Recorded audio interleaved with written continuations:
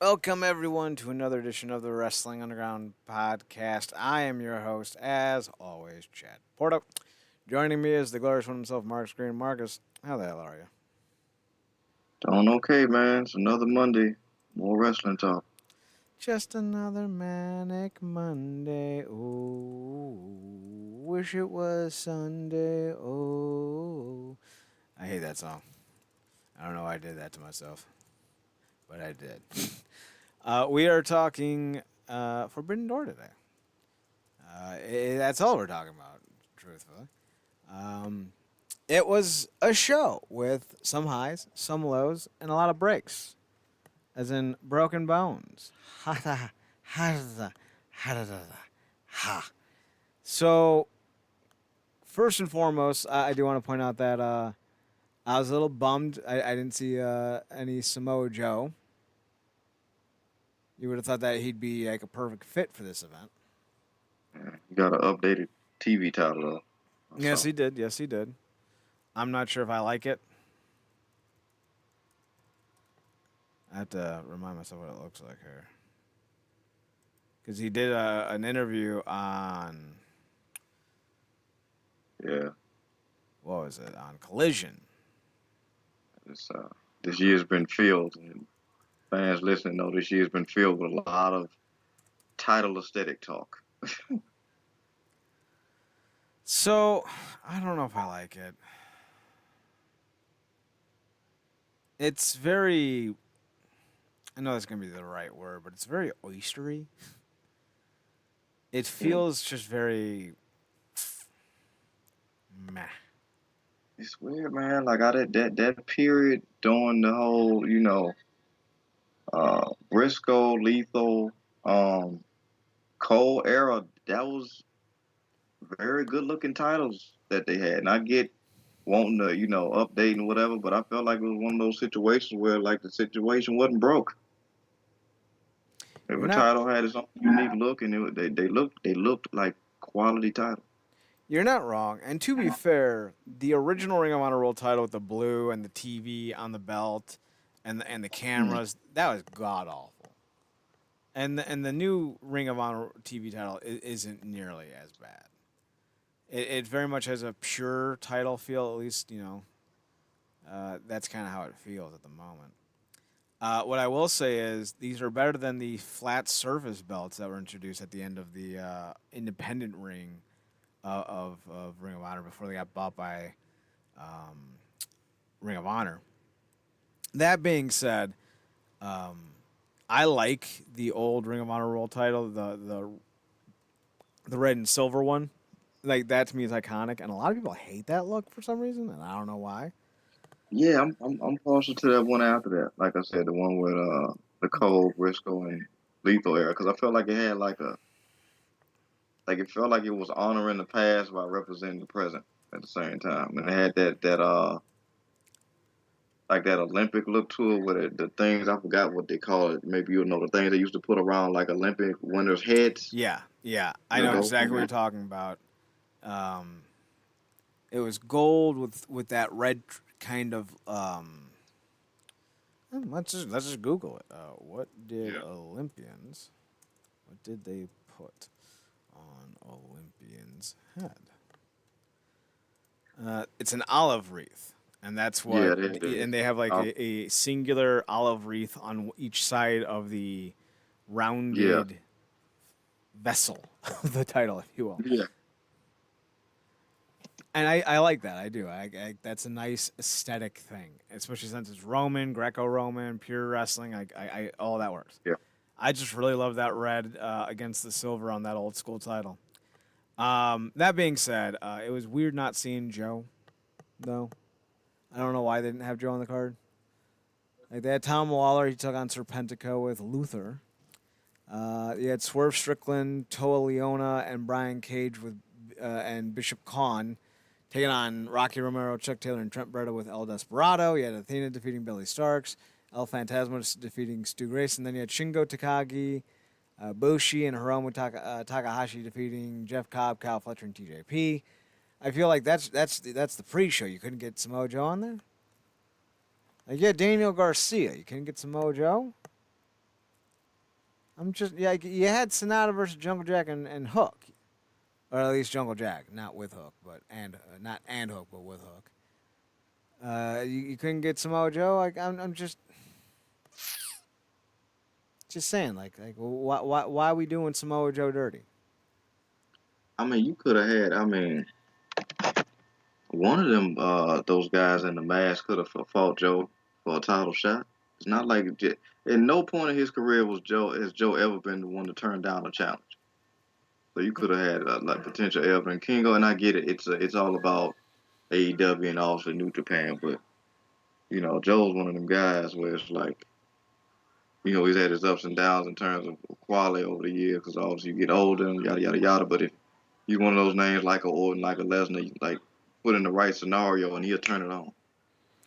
Truthfully, I don't think you needed the Elite versus Black Bull Combat Club on this event. You could have had Samoa Joe versus Yuji Nagata. That would have been interesting. You could have had Samoa Joe versus. I granted Minoru Suzuki was in the 6-man tag, but you could have had Yeah, you could have. Takeshita or Yumino or Yeah, Tomohiro Ishii versus Samoa Joe. There you go. perfect. I was just man, he took it off. He took it. Yeah, that would have been perfect. And you talk about broken. Somebody was gonna need to get chest replacement surgery. Watch if you haven't seen it yet, but watch the Ishii versus Moose match from like 2021. Yeah, the match they had. Was that an impact or because I remember that. I think it was New Japan because it was outside of the L.A. Coliseum, Okay. and the background on one of my computers is Tanahashi celebrating right there. Let's see if I can Nice. move it so people can see. Don't know what Yeah. to Let me figure this out. Hang on. I I wanna gotta, get you. why can't I figure this out? All right. So as you can see, like there's the Tanahashi and the Coliseum and the flippity doodah, yippity yay, my oh my, what a wonderful day. So it's just fucking up everything now. So yeah, you easily could have had Joe around. So I'm a bit miffed that they didn't. That being said, it's not like it was a bad card. We opened up with MJF defeating Hiroshi Tanahashi. If I remember correctly, it was a referee spot, and then Tanahashi got pushed into the corner, or he got punched in the back of the head into the corner, something like that. And MJF was able to roll up Tanahashi for the win. I don't care for MJF, Marcus. I don't think you care for MJF. No. And it's not even like well, he's the villain, boo, bad. It's he's boring. And Yeah, all of this constant talking of him being a good promo, it's like you kind of over it now. Yeah. well, he calls people poor. He makes fun of the city, and then he talks about how good he is. Rinse and repeat. And I'm sorry, I don't give Seth Rollins that. Johnson, I'm Seth Rollins. I don't know why I'm making him sound like Gorgu or Rogu from American Dad, but Because I am a visionary. I am a revolutionary. I am a visionary. I am the architect. Not like a new wino. Oh, man. Well, have you seen American Dad in more recent seasons? Because they invented The a character named Rogu. rogue. Okay, so that's not the alien. That's No, Roger. he Oh, is, but also oh, he's okay. not. He was a growth on Rogers' neck, Oh my God. and it spun off into its own thing. And Rogu is developmentally disabled, and he's like deformed and discolored, and he's just the worst and the best at the same time. And that's how he talks. That little Seth Rollins voice came up with. So now I've ruined Rogu for me as well.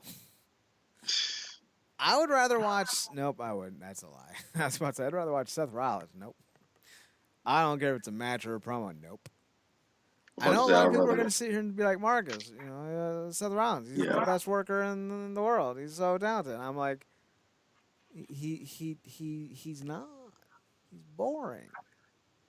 Now, granted, that may be more the WWE making him boring, but still, he is not for me. Marcus, did you like the MJF Tanahashi match? I sure didn't. It wasn't. It wasn't. I mean, it was, come on, this Tanahashi been watching him for years. Uh, have better matches when he probably shouldn't have even been out there in the ring at that time due to injury. But again, like I said, I take Tanahashi at 50% is uh, most other guys at 100%. But he's a living legend. So yeah, it was classic MJF match, uh, complete with the screw job ending. It was kind of a foregone conclusion because they're not gonna drop the belt. Um, so yeah, it was fine. It would have needed to do. Tana can afford to take the loss to the douchebag that needed to cheat as per usual. So yeah, but it was they could have did that for me on like main event and Dynamite or something. Didn't really move no needles. Yeah, this was definitely one of those where I thought you could have just had Samoa Joe against somebody, and it would have been a lot better. Because I feel like even though this was a New Japan AEW crossover show, I also felt it was like a crowning, if you will, of that trio of Danielson, Punk, and Joe. Danielson was in the main event. Punk was in a legacy match against Satoshi Kojima, who we'll get to him here in a second. And And and like it really felt like it was missing Joe. Like it felt like this and was what Ring of Honor has been trying to be for 20 years, and it finally was. and to be fair, Ring of Honor dated New Japan first. That's true. That's true. So Punk took on, of course, Satoshi Kojima, and the reason why I thought this was great was because if you remember the old RF videos, this was had to have been 2004, maybe 2005. Joe and CM Punk were doing an interview, and CM Mm. Punk was telling a story about how he pranked Gabe Sapolsky, who writes for the WWE now, but at the time was the head booker for Ring of Honor.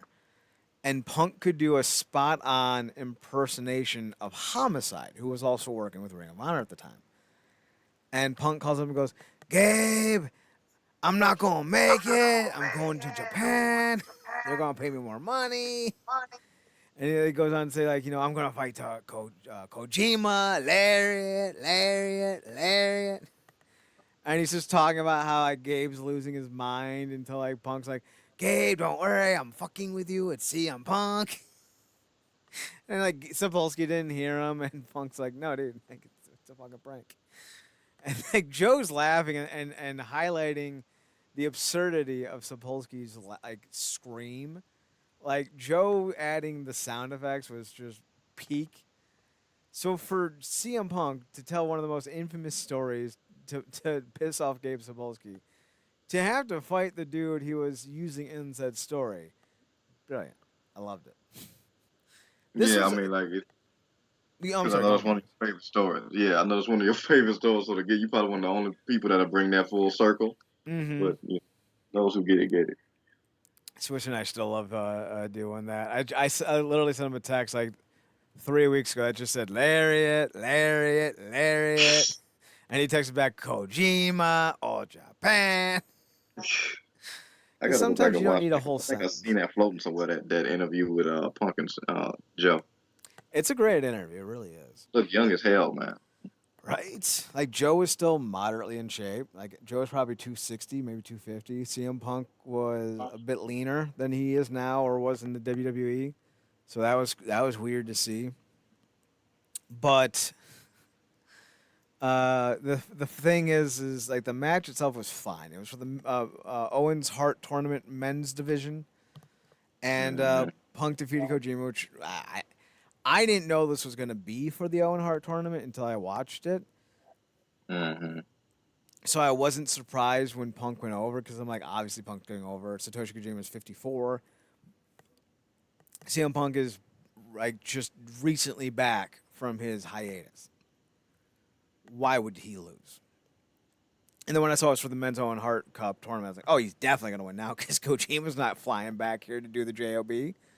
Are you kidding? Like, hey, we're going to have you lose on Collision. Yeah, and No. also they're not trying to make that Owen Hall tournament because that was a thing to even get um that blessing to do that. So they're not finna make it their version of the Andre the Giant Memorial type of deal, so, And like, or this century's version of King of the Ring. yeah, you don't want it to be this century's King of the Ring. You want it to be this century's King of the Ring based off of the 1990 King of the Rings. Yeah.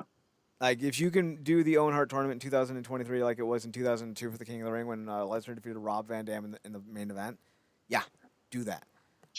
But if you're going to do it anything after 2003, don't. Don't. Just don't do it. Oh man. All right, like all right, it just hurt just hearing you say like that version of Brock versus RVD because that version of Brock, you think he bad now? He was just blatantly ignorant back I think Spike Dudley lost a full inch on his frame off those power bombs. he was just like what's wrong with him? He won't put his shoulders down. Like he can't. That's a muscle. He can't. His shoulder is relaxed. It's like his traps. It's just Jesus. Most people Oh, have two trapezes or trapezii. He doesn't. He has a trap, a he looked singular like muscle that goes from shoulder to shoulder. he looked like he had those dudes in his inside of his traps. Those cartoon ball dudes that did oh. Oh yeah. The like the oh, what the hell are they? They're like Oh. Eastern European Yeah. like gymnasts or Yeah. aerialists. Aerialists, that's what they Yeah. were. And they would like throw each other in the air and they would catch one another on each other's and they would like build this ladder of human Yeah. beings. The Oh my swole god, no, flying I haven't Gracie. seen that. It's like I think that was like an old like Looney Tunes sketch. Yeah, man. Fuck. Oh. So the reason why I liked Punk being in this is because to me, there's a great way to get Punk over with the majority of fans. You have him run to the finals, and I don't know who's in the tournament. Do you? Have they announced the full bracket yet? I'm gonna say haven't. 'Cause they Owen. did this thing where they do, I feel like they doing this tag team tournament side by side too. Um, let's see, on for Cup 2023. Okay, so they have announced it's Punk versus Yeah, Kojima, Joe versus Roderick Strong, Dustin that Rhodes should versus be. Powerhouse Robs, and Ricky Starks versus Juice Robinson. I'm look. That's a good list. That's It some is. It good really names. is. Joe versus Strong. We like Strong. What he lacks in personality, he makes up for triple time in his in ring. Dustin versus Hobbs. I would cringe if I didn't feel like Dustin found a fountain of youth years ago, so he probably still sipping on that. And Starks got a receipt coming for Robinson anyway, so that should be good. So I think what I would like to see. I don't think. What I would like to see and what I think will happen. There we go. Those are two very different things. I want to see Punk go to the finals, and either Powerhouse, Starks, or Robinson meet him in the finals, and they Yeah. beat Punk. Because Then I'm going. you'll get a decent run with Punk. Punk will be able to beat Satoshi Kojima and probably Samoa Joe because that's the money match right there. Unless they want to Mm-hmm. do Roderick Strong next and then save Joe for later. Which, I mean, Joe versus Punk in a main event of pay per view, even in 2023, 20 years after they main evented in Ring of Honor, I'd still buy that. I'd buy that for $1. That's an old RoboCop reference. But like Powerhouse, Starks, and Robinson are all names that you should be building up. I love Robinson. I think he's being poorly mismanaged. Him and Jay White especially. If there's two guys that I think should have gone to Impact, it's Juice and Jay White. But Powerhouse and Starks, I think, are your most likely candidates. Specifically Starks, because Starks and Punk are starting to do stuff together. I, I didn't even think about that, but they could. I mean, you basically just booked it because Hobbs, Rick's got beef with Robinson, so that got to come back. There's no reason for Dustin to win. Hobbs and Starks got that's just recooking that beef. So they kind of owe each other one in that. Joe, like you said, Joe and Punk, that's the money match, and you can also run that back later because Joe, you could do a thing where he barely beats, Punk barely beats him or something like that. um, and then be like, I'm coming for that title later, and then they could just run that classic back. And then I think, like you said, it ends with Punk and Starks because this type of tournament is built for somebody like Stark. I agreed. And this is not only how you can get Starks over, but this is also how you can end the godforsaken reign of MJF. Jesus, yeah, I hope so. Oh, Willow for the women is Willow Nightingale versus Athena, which I Hmm. love, potentially in a completely different context, but I'll take it here.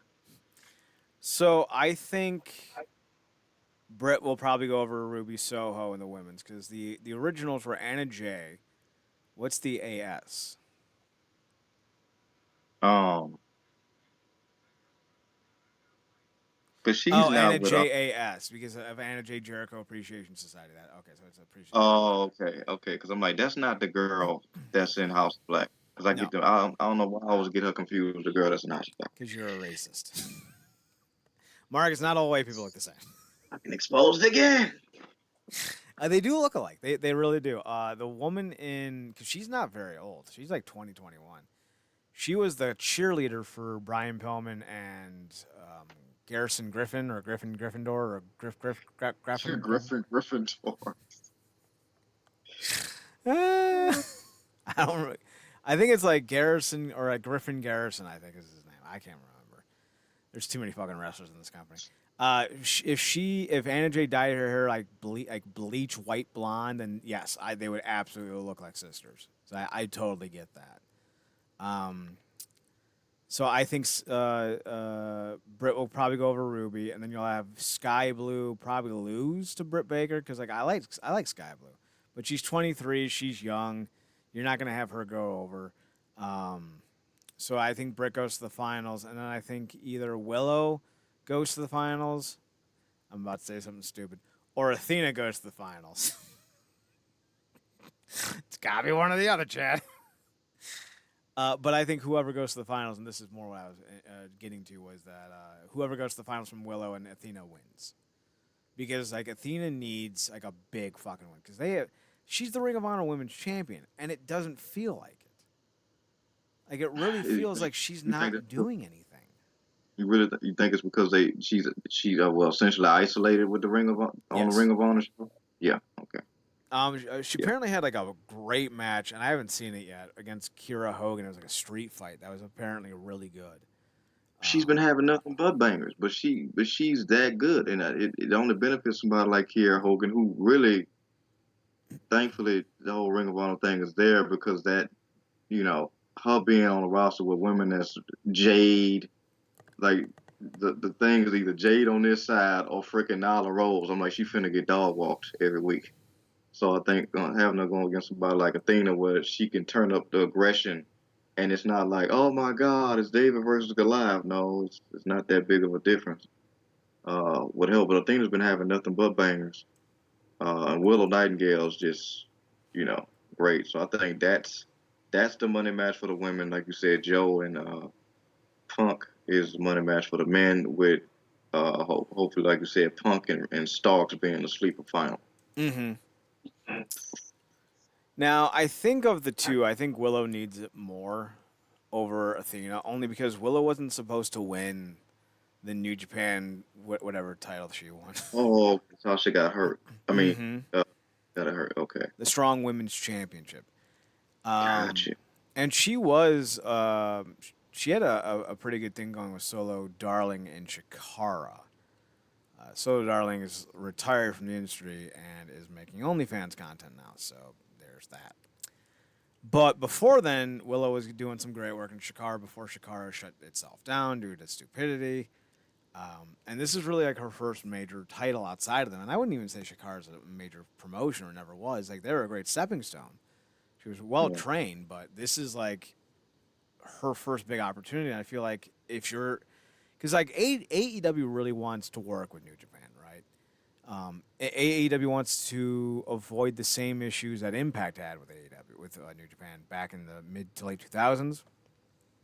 Hmm. And even though Willow Nightingale is with Ring of Honor at the moment, I think that they would want her to go over specifically to help New Japan Strong and New Japan Pro Wrestling highlight its women's division more. So I think the Willow will probably end up going over, and I think that's the right. I think that's the right call, truthfully. Because I think she needs it the most, and that's why I think Juice Robinson needs it the most. Not because I think Juice Robinson and Willow Nightingale are on the same level. Because like if we're gonna label them like main event, upper mid card, I think Willow's only a lower mid carder right now, while I think Ricky's an upper mid carder, and or at least mid to upper mid card, depending on the day. Yeah, And I no, feel like absolutely. and I feel like Starks needs this win to ascend to MJF, while I think Nightingale needs this win to ascend to just being a respectable champion, not even a draw necessarily. So Yeah, I mean, agree. that's my head thoughts. Yeah, agreed. Athena's absolute stud, been killing it. You know, that's been a brilliant thing about her being Ring of Honor champion. She's really got to show that next level of dominance, and she's kicked into that heel role. And she's been brilliant as a champion. Willow has been slowly, was surely building her likability and just connection with the fan base through obviously her demeanor, that great theme song, and her matches. You know, so I think that'll be great for her. Like I said, she's gonna end up having a banger with Athena. Hopefully that chemistry works out. Um, but yeah, I think the tournament is something built for her because Athena's already the champion. But when it comes to Starks, I'm with you. Like I feel like he's already, you know, potentially the guy. But he already had a title shot against MJF, I think, earlier this year and lost. With to you know to how you like to book stuff, or you know how we talked about it before. You kind of want to keep those guys strong when they get knocked down like that, because essentially he kind of has to build himself back up to it. And I don't know exactly who they're trying to line up to take it off MJF, but I think Starks is certainly in that running, and something like this is part for the course to keeping him in that conversation, because we talked about the whole four pillars thing, and I think you said you take one of those guys out, probably Sammy, and put Mm-hmm. Starks in there, and I'm in full agreement of that. So, I would only because I think Starks is Starks is one of those guys, man. Like if you take off all of this, like the pandering and backstage politicking, like if you gave me a promotion and you told me I could pick any four guys from any company that haven't been world champion yet, I would pick probably Richard Holiday. I'd probably pick Darby because like Darby's not a great like Darby's Jeff Hardy. He's not a great promo, but he's stupid charismatic. I would yeah. pick probably Hobbs, and I would pick Starks.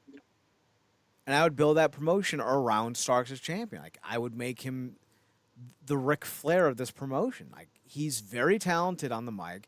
He oozes charisma. He's not like anything special in the ring. But and like here's the thing: there used to be a time, Marcus, where somebody like Ricky Starks was the best wrestler on your roster, and not that long ago. We're talking 20 years ago. But now like, they're guys that are good in the ring are a dime and dozen. So you need that next element, like Ricky Starks. And this isn't a knock on him or a knock on the guy I'm comparing him to. Is very much like a Mr. Anderson. Mr. Anderson wasn't anything special in the ring, but he was a great personality, great charisma. I think Ricky Starks has the same thing going for him. Better in the ring than Anderson, but he does have that machismo, that vibe of being important and significant. And like I think about somebody like a promotion like the NWA, and had they had better foresights and actually put money in building around him, I think Ricky Starks would have taken that promotion to the next level. And now, thankfully for the NWA, they have another guy like that they're lucking into that they're not doing anything with, and that's Jordan Clearwater. But that's a promotion that's poorly ran, obviously, because they think Tyrus's 20 minutes a week on Fox makes them a relevant promotion. Shows you Billy Corgan's whole situation. But I feel like Starks is getting buried underneath guys that have more name value only because of the fact that Starks came from a C tier promotion and everyone else came from fellow A tier promotions like Kenny Omega, Cody. You had Chris Jericho. Who else was in the original tournament? You had Adam Cole. I'm sorry, Adam Page, who was from a B tier promotion. But like you had a bunch of guys that were coming over who were top guys or near top guys themselves, and Starks was a mid card guy in a pretty lousily ran promotion, so he's had to fight and claw far more harder than he needed to get to this level, and he hasn't been booked well. He had that stable with Taz and Hobbs, That's about it. Like I think he was the TNT champion at one point. No, he was the that title that they came to FTW. So he wasn't even a real champion. Yeah, and you know that was kind of his thing. He was like, I took a champion. He like I took a championship that could have been a noose around anybody else's neck and made it a tie around mine. Um, and it was a great little promo. But he, you know, I think as crappy as that staple was, I think it's helped in his appeal and the elevation because that was also during a time where he kind of had to make it a point to kind of be taken seriously on the mic because obviously House was getting a lot of the physical attention. He was kind of being kind of drowned out a little bit. So that whole thing, I think, even specifically the feud with House, which is clearly, hopefully, they go back to in this tournament, gonna be brought back around. But yeah, like Starks reminds me of somebody like Drake and somebody like the Pope. The first time I saw all three of those guys, they immediately popped off. Mm-hmm. They appeal to me, and that's got everything to do with that. I guess that it factor you call it. Even before I saw anything that they did in the ring, and they, you know, all three of them great in the ring, but like that just popping off the screen, immediate appeal, it's hard to do. So you know, like you said, hopefully they know what to do and give him the tournament win, and you know, properly prepare him. That ironically that you mentioned the TNT title, that might be where they headed, because I'm getting, you know, Funkasaurus is not the Funkasaurus, Jesus, the Luchasaurus is the champion, but I'm guessing it's Christian's taking it or whatever. So we'll see how that goes. I wouldn't be surprised. I wouldn't be surprised. So that takes us to the four-way for the formerly AEW Atlantic Championship or Atlantic International, all Atlantic, whatever they called it. They've renamed it to the International Championship, and it's Orange Cassidy versus Katsushori Shibata. Katsuyori Shibata, excuse me. Daniel Garcia and Zachary Sabre Jr. This match was fine. Again, I don't get guys like Daniel Garcia. Like, they're good in the ring, but, like, I don't know. Daniel Garcia just sounds like a middle reliever from 1994. Hey, you see that Daniel Garcia match? The tennis player? No? Yeah, this second wave of Jerichoholics? yeah, the second wave of Jackaholics has not really been it. They've tried and it's had its moments. Was it what was no, because the ass boys weren't a part of it. But yeah, Although they should have this been, is because those are guys that at least have like a personality and a gimmick. yeah, and they're actually working for me now, like in on screen and presentation how they executing. But yeah, this second wave has not been it. Like it's they've tried to put Garcia in spots. Obviously, Jericho's leading the pack. I don't even remember the names of the other two guys, and Swagger's just there at this point. So it's I'm sorry, Hager is just there at this point. So He went it's from like a winning, stand-in. he went from winning the Lucha Underground title in its last season to I being forgot, Jericho's bag boy. bro. I forgot about that. And then like, what was the last thing that happened? They had a comedian Godfrey on there, and like the new guy was supposed to be who, Wade Barrett, I think. Yeah. And Karrion Cross was revealed to be the leader of the Rabbit Club or whatever. Oh, he took it from Well, Paul London. yeah. Yeah, I think he was the guy that was always in the chair or something. Well, Paul Man, London they was the had head of it when they introduced it in like season 2. yeah, and then they did this thing where it was like, no, it's a guy behind the guy. And That's stupid. then, that show has some interesting pivots, man. That first season though, great stuff. Oh yeah, Still love that Ultima Lucha. I will say, I will say that what's his name? Pentagon sure as yeah, shit fell off since that show. Still a great worker, but boring as shit. yeah. So Cassidy goes over Cat, on the trio. Solid match, retains the belt. Then we have Sonata taking on Jungle Jack with Hook. Sonata obviously is going to win. I don't even know why they put Jungle Jack in this match. Like I know they're trying to build Jack Perry up as this impressive wrestler, but all I see is a receding hairline, a terrible nickname that won't age well, and yeah, Oh, when Chad starts talking about the hairline, you know where it's going. Um, it's not nearly as bad as some guys. yeah, it's I see you, John Cena. Oh my God, like that just worked on so many different levels than I realized. like just don't bend over, Cena, with that damn spot. It's there. Just shave your Um, head, bro, or like get like hair plugs or something. Like no yeah, do shame, no shame. do what's the last step? I'm gonna get a real low fade type of deal. Uh, Yeah, just get the Tyson Kidd haircut. yeah, that'll do it. That'll do it. So Sonata goes over on Jungle Jack. Jungle Jack's never going to be a main eventer, in my opinion. Um, at least now with the current gimmick that he has, like he's going to need to really like refocused on what he wants to present himself as. Because I think Hook has a better shot of becoming a main eventer, and I don't even think Hook's in that level yet. Yeah. So it was a fine match. The thing that stood out the most, though, about this was, of course, Jungle Jack turning on Hook, of all Mm. people, not the other way around. And I told Marcus off the air, I kind of always saw Junk. Excuse me, I'm dealing with some acid reflux at the moment. I always saw Jungle Jack as a Ricky Steamboat type guy that everyone loves that wouldn't turn on him or boo, but apparently AEW thinks he's going to work better as a heel. I don't know why, but I don't run this promotion because if I did, it would make sense.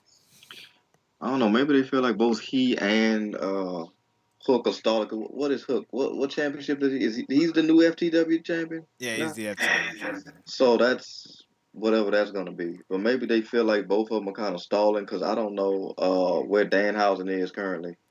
Injured. Okay, so yeah, that takes away a little bit of the panache, if you will, from Hook because he's not gonna talk much. Not that he needs to. That's not even the gimmick. But um, maybe they feel like they both stalling out and they could both help each other. Obviously, turning Jack heel.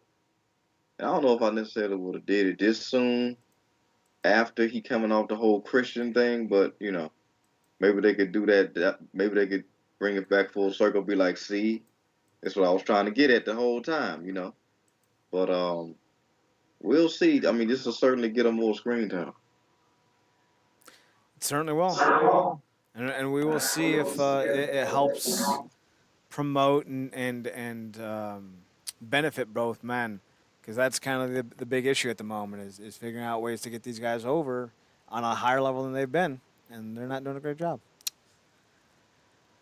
One match that I didn't bother watching at all, it really involves the 10 or at least 8 men that I find just wholly hard to watch. That's the Elite defeating the Black Bull Combat Club in a 10-man tag. It was Hangman Adam Page, the Jacksons, Eddie Kingston, and Tomohiro Ishii defeating John Moxley, Wheeler Yuta, Claudio Castagnoli, Konosuke Takeshita, and Shota Umino. I like Takeshita and Umino. I like Eddie Kingston and Ishii. But the other 6 dudes, I'm just like, I'm over with. Adam Page will never be a headliner because he's got the personality of a brain damaged rat. I think this is cheese, but I don't know. Is this a cheese or is this my tail? Man, I had these 2 pieces of cheese last night that were so good, but now my testicles are missing, and I don't know where they went. The Young Bucks are about as original as a print of a print of a print of a print of the Mona Lisa. Like at one point, there was some originality there. No more. I like Kingston, and Kingston's like, listen, I don't like CM Punk, but if he draws money, then who the fuck's gonna say anything? And actually, Eddie Kingston went on the record to say something to the effect of that he hasn't been hearing any of this division in the locker room, and that he thinks it's all made up. So if Eddie Kingston is saying CM Punk's not a problem, like who are you gonna believe? Eddie Kingston or the Young Bucks mouthpiece, Dave Meltzer? And listen, man, I have not seen anyone lose their credibility as fast as Dave Meltzer has. And Mm. like we're talking about when what's his face Satan, Adam Satan or whatever his name is, Yeah. started doing the stuff with the WWE and then got called out for stalking a porn star. Or like when who was it, Sean Ross Sapp started live drunk tweeting things. Like man, like Dave Meltzer's legacy is fucking ruined because of the elites. The whole feeding him false narratives to try to ruin things, like that's a weird fucking thing to do. But anyway, back to why I don't like these guys. Moxley's overplayed. Like he's not a great worker. I'm sorry if that offends somebody, but he's not. Like he does a few things interestingly, and like he has a mystique about him, but that's about it. Wheeler Yuta has the personality of a chia pet, which is more than I can say about Claudio Castagnoli because not even moss will grow on that dude's rock of a personality because that dude doesn't know how to grow shit. These are the most uninteresting cats in the company, and you lumped them into one match. Good God, was this a boring ass match? I didn't give a shit. Oh, the Bucks do a flip-a-doo. Oh, Wheeler Yuta does a flip-a-doo. Adam Page does a buckshot. John Moxley does a DDT. Like, I'm good. Replace it with Samoa Joe versus Ishii and let me see hoss fights. Please. I beg of you. What Big E say? Two big oily men slapping man meat. Oh man. But yeah, you're not wrong. It's and if you saw the whatever stadium fight they just did, you didn't. I mean, what didn't you see?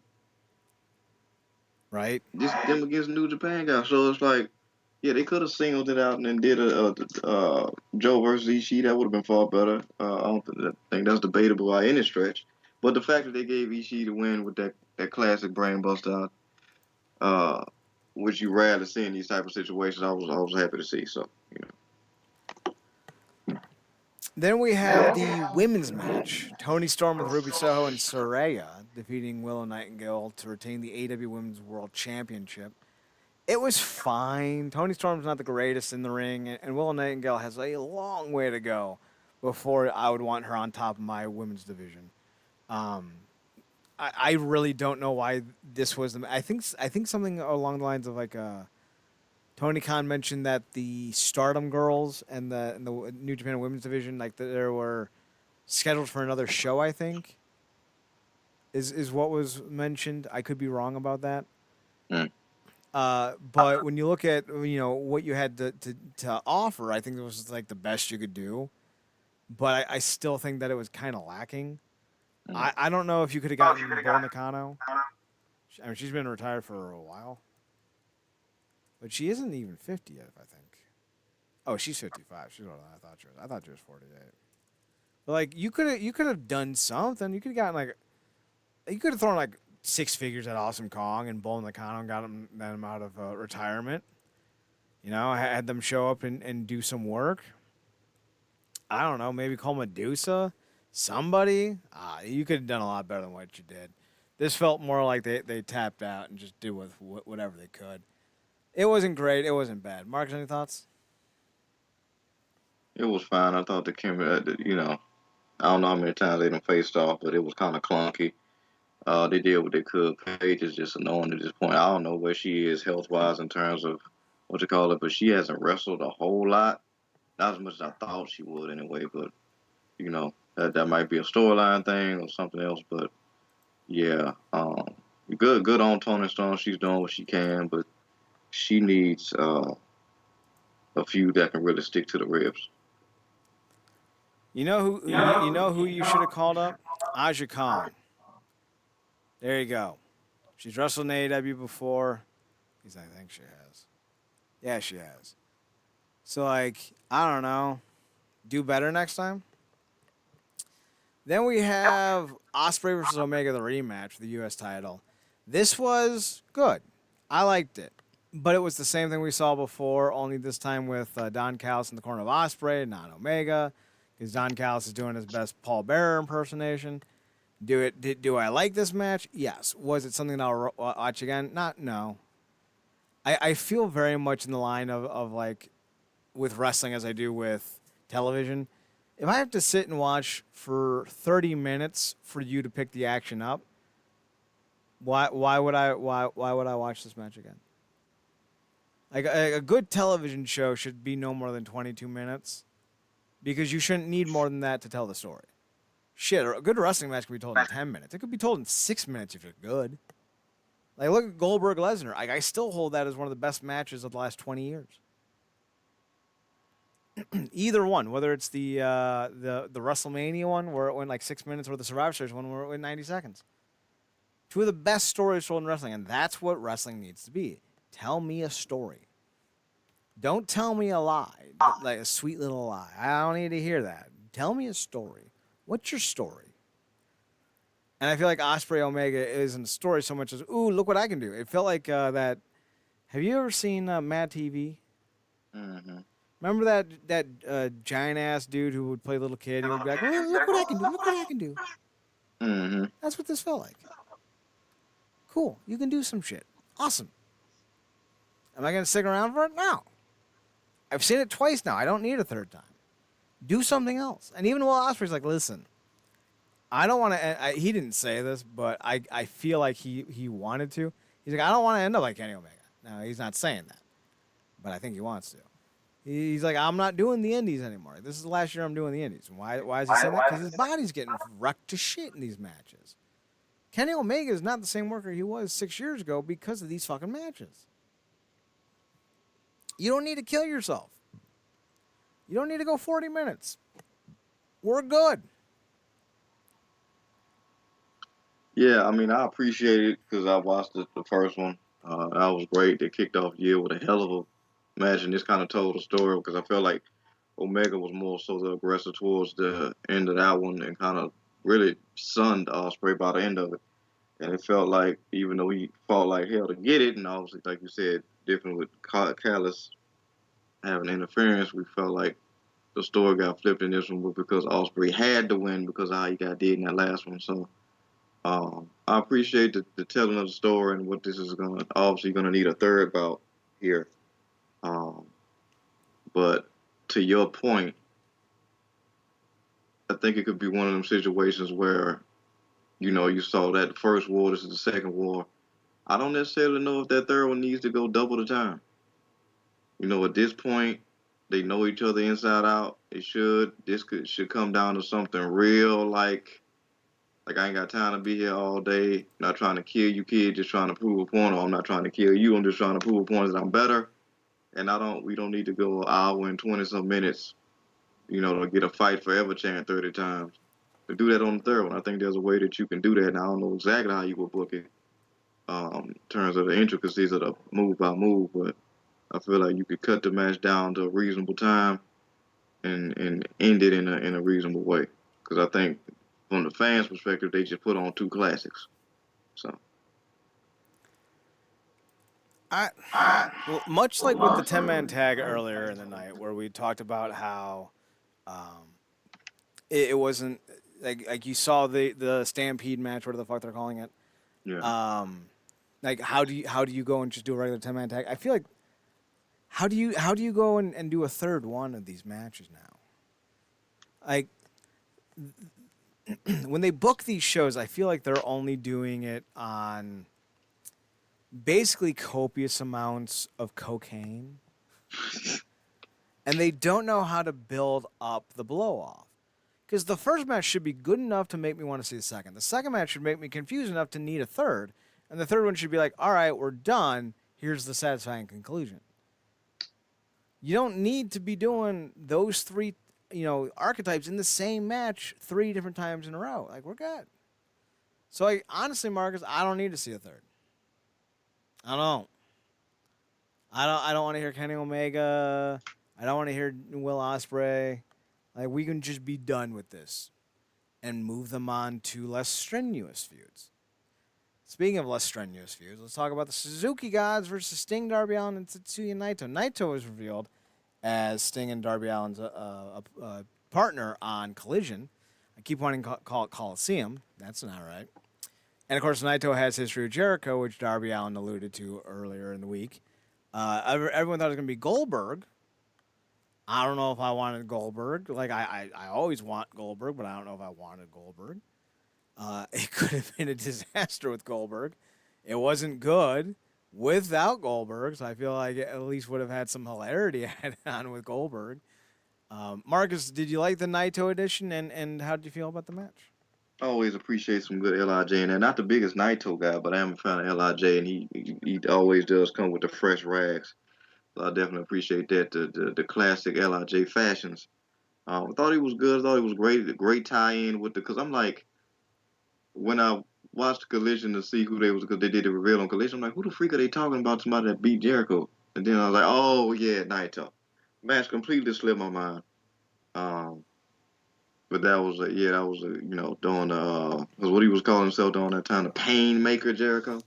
Yeah, So which was actually pretty cool. yeah, so that was cool. The harken back to that and bring that to AEW. So I thought it was cool. I thought it was good. Only sour spot in this match for me was the Sting spot because I'm just always worried about old Uncle Borden. Uncle Uh, Steve. Uncle Steve, what the freak are you doing? You let that chud jump on you. So yeah. So that was the one moment of the night that really kind of sold me on this not always being the best of ideas to involve Sting. Which I'm always of the idea that Sting should be world champion all the time and anytime. Just do it. But this was one of those times where I'm like, maybe Sting didn't need to be involved in this match. So if you missed the spot, basically how it went was, Sting got put up on a table on the outside, and everyone else was knocked out, and Jericho was commanding douchebag Sammy Guevara to go up to the top rope and do a 450 on the Sting. Sammy didn't want to do it, and Jericho's like, do it, do it, do it. And Sammy's like, fine. And he goes up there and he does his 450, but Sting doesn't move out of the way in time, and he was supposed to. And so Sting starts moving way too late, and Sammy ends up hitting Sting dead on. But if you watch the match, Sting got right back up. Well, not right back up, because it did hurt like shit, I'm sure. But Sting gets up, and Sammy Guevara is not seen for the rest of the match. So, it's not great, but it could have been worse.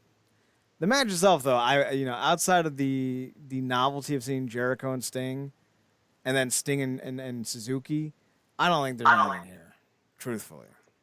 Yeah, this could have been another one. As great as it was to see this combination, this could have ended a Dynamite. This could have been a great main event for a Dynamite Very much or could have. or Collision. Okay. So then we have the main event: Bryan Danielson versus Kazuchika Okada. First time I think they said Okada's tapped out in like 8 years. I Yeah, think. I didn't even think about that, but yeah, you're right. It's best in the world versus best in the world, and you and many others have been calling for it. That song. Mm-hmm. The problem was Canada didn't know the lyrics. They only knew Judas. Fuck. So, like, Bryan Daniels comes down, everyone's like, but then it cuts and then it goes right into the chorus. It doesn't cut. I mean, like, the song goes into the chorus. And then everyone just goes, it's the final countdown. And, like, that's when the crowd finally reacted. Like final in my mind. They didn't know what to do. No, they didn't. Overall, though, I thought that was a great way to do the entrance. But somebody pointed out, like, Samoa Joe has a Ring of Honor thing. I can't remember what it is. But they're like, until Joe gets his Ring of Honor theme, then it's not really a completed cycle, of course. I think it's the champ is here by... It's a I rap gotta song. I gotta go listen to it because I think he's had some really great themes. These last two, like that submission one he had. That was basically yeah. I mean, he's basically had two great instrumentals his last two Ring of Honor runs. Jadakiss. Okay, yeah, That's I get it. I that, get it. Yeah, I don't remember that song, but I think I may.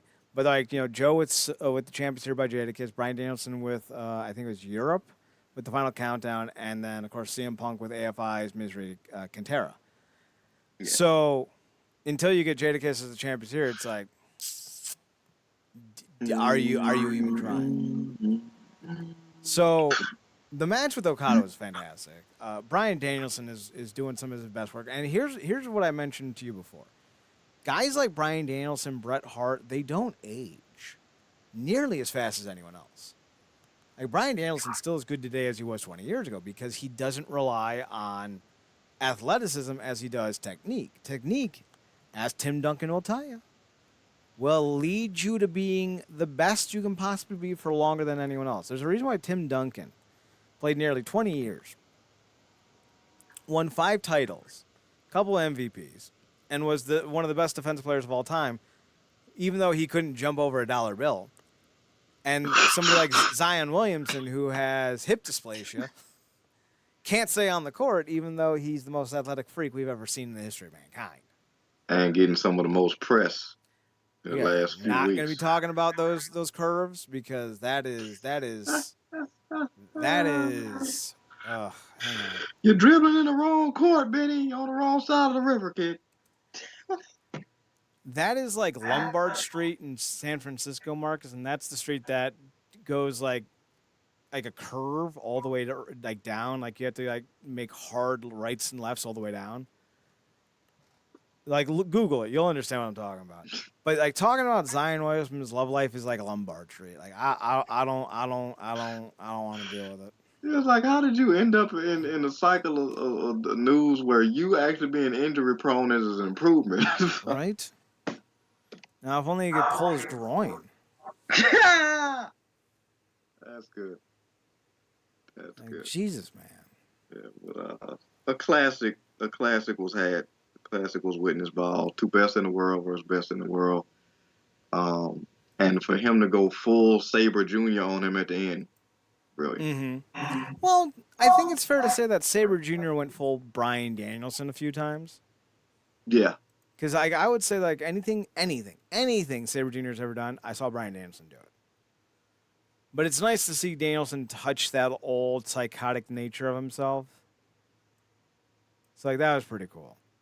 And to get the win by submission is great as well. Yeah, it's fun. And it's funny you brought up, his age. It almost looked like, and maybe that's just the rigmarole that comes with that hellish WWE schedule, but he looks younger now. Mm-hmm. Well, he's cutting his hair. He's lost some weight because he's no longer bulking up to do the WWE schedule and to fit their criterion for what a wrestler should look like. So like he's really redeveloped into what he used to be. Yeah, and he really looked like he's just having all kinds of fun with the personality switch and all that, and just going out there and just doing what he does best. Like the fact that, like you said, of all these years we've been watching this guy. And mostly with me through the WWE, and then obviously all his day ones dating all the way back to Ring of Honor, to say he's doing some of his career work now is insane. It really is, but it's also very fair. Like when you look at what he's doing, it's really impressive. Now apparently he did break his forearm, so like I don't know what you can do about that. Like that's not one of those. Like everyone's like, well, CM Punk's injury prone, or Danhausen is injury prone. Guys, when you wrestle as hard as CM Punk and Bryan Danielson wrestles, like you're gonna get hurt. I don't know why Danhausen keeps getting hurt. Like that dude points. Hey man, I told you he pissed off Mark Henry. He must have. And the thing is, like, I love Danhausen. Love him. Like, I would let him move in with me. But that dude gets hurt far more than he needs to be. What are we doing, Danny? Come on, How's Danny? Think he might have put a curse on himself. Yeah. Right? Maybe maybe like someone like Sammy Guevara did super glue or super glue bounce. Whatever. I'm rubber, you're glue. Whatever you say bounces off me and sticks to you. You be like, hey man, he was at the last pay-per-view. Anybody got Sabu's number? Get some of that glue. Honestly, that's the way to go. Like, whoever it was that Danhausen last had a feud with. Maybe when you bring him back, you bring back that wrestler as well. And Danhausen goes, I know why you got me hurt. Because you're rubber and I'm glue, and what I said bounced off of you and stuck to me. But I'm gonna change that. Like that would be great. I would love that. Because like Danhausen is kitsch. Like he's just kitsch, and he's awesome at it. So, why not? Mark, is there any final thoughts on the main event? This it's one of them situations where like we talk about it till blue in the face, but like I was saying when I be talking about matches on the True Penny show, this is one of them things you just got to go watch. Go watch it. It's Okada and it's Bryan. Essentially, this show was built off of two matches specifically, and that's the Okada Omega Osprey Omega rematch and this one. So yeah, just go watch it, man. If you don't watch nothing else, we'll watch that match. Definitely, I would second that wholeheartedly. Any final thoughts on the show at large, or anything else involving wrestling? Because we did cover a lot of topics. We talked about Yeah. CM Punk not dividing the locker room according to Eddie Kingston. We talked about the Owen Hart tournament. Like, there was a lot here. Like, we said it was Forbidden Door, but there was a lot of content Yeah, man. And apparently somebody and this was I don't know if this was Dax or Cash, but one of them tweeted was like, I normally don't do this, and I probably will get some heat for it, but who, like somebody I guess got mad, and I don't know if it was the last show or when Punk originally came back a couple weeks back. They was like somebody left early, I guess because Punk was on the show, and he was like, that is not how we used to settle the disputes or whatever. So whatever's going on, whether it be overly interpreted or otherwise, there are some bad feelings clearly. Um, and very immature situations going on. I think we know where some of that's coming from. But yeah, everybody just needs to go on their corners and get to the money, man. Because this is this show was proved that there's a lot of great things that you could do. Obviously for us in different formats, but it's too much money and stuff to be gotten on the table to be, getting into more useless disputes. And keep the dogs out of it, please. here. Yeah, Cody, stop the dogs. Like, it's weird.